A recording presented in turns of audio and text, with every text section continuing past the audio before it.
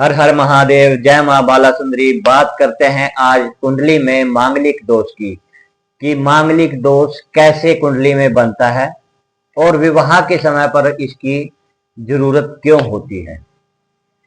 आप अपनी कुंडली में स्वयं भी देख सकते हैं कि मांगलिक है या नहीं है। आप अपनी कुंडली को खोलिए और उसमें देखिए, यदि आपका मंगल कुंडली के पहले भाव में, चतुर्थ भाव में, सप्तम भाव में, अष्टम भाव में या कुंडली के 12वें भाव में मंगल बैठा है तो कुंडली में मांगलिक दोष बनता है। अब यह जरूरी नहीं है कि इन घरों में मंगल बैठने से मांगलिक दोष बनता ही है, क्योंकि ज्यादातर जो डिपेंड करता है मंगल की डिग्री पर डिपेंड करता है कि कितनी डिग्री पर मंगल बैठा है। लगन की जो डिग्री है उससे कितना आगे है और कितना पीछे है, तो यही मैं आपको कुंडली पर दिखाऊंगा। तो चलिए मैं आपको सीधा कुंडली पर लिए चलता हूं, जिससे आप अपनी कुंडली में देखकर विचार कर सकते हैं कि ये मांगलिक दोष हमारी कुंडली में है या नहीं है। फिर कुंडली जो आपको दिखाई दे रही है, अपनी कुंडली को किसी भी ऐप में ओपन करेंगे या फिर किसी पंडित जी के द्वारा कुंडली का जो ये लगन कुंडली चार्ट आपको दिखाई देगा, उसमें सबसे पहले ये देखना है कि हमारा मंगल किस जगह पर है। जहां पर आपको ये दिखाई दे रहा है, यदि इनमें से किसी भी जगह पर आपका मंगल है तो सबसे पहले तो आप ये मान के चलिए कि मांगलिक आपका दोष बन रहा है।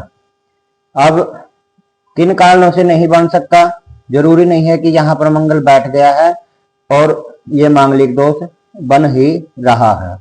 अब मैं आपको दो कुंडलियां दिखाऊंगा, जिसमें एक में 12वें भाव में मंगल है और एक में अष्टम भाव में मंगल है। और एक कुंडली में मांगलिक दोष बनता है और एक कुंडली में मांगलिक दोष नहीं बनता है। तो मैं वो आपको अभी कुंडली पर सीधे ही लिए चलता हूं।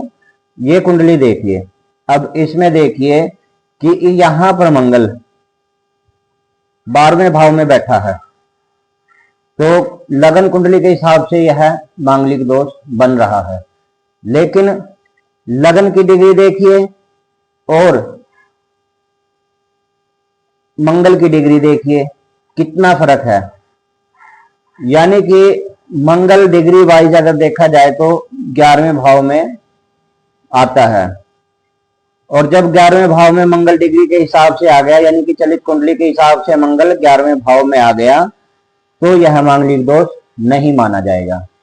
अब इसी तरह से ये दूसरी कुंडली है, यहां पर अष्टम भाव में मंगल है और इसकी डिग्री लगभग लगन के साथ मिलती जुलती है। तो ये अष्टम भाव में मंगल है, तो यहां पर मांगलिक दोष पूर्ण रूप से रहेगा।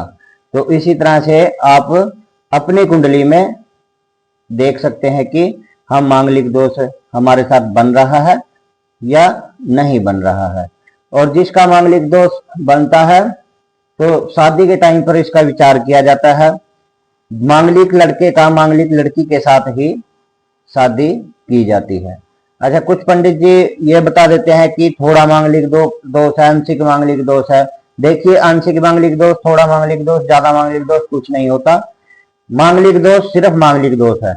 अगर मंगल इन भाव में है तो आप मांगलिक हैं, और यदि मंगल इन भावों से दूर हट जाता है, चलित के हिसाब से डिग्री वाइज दूसरे हाउस में चला जाता है, तो आप मांगलिक नहीं है।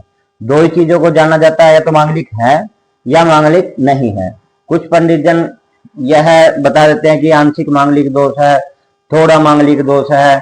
तो इन सब चीजों को नहीं मानना चाहिए, या तो मांगलिक दोष है या मांगलिक दोष नहीं है।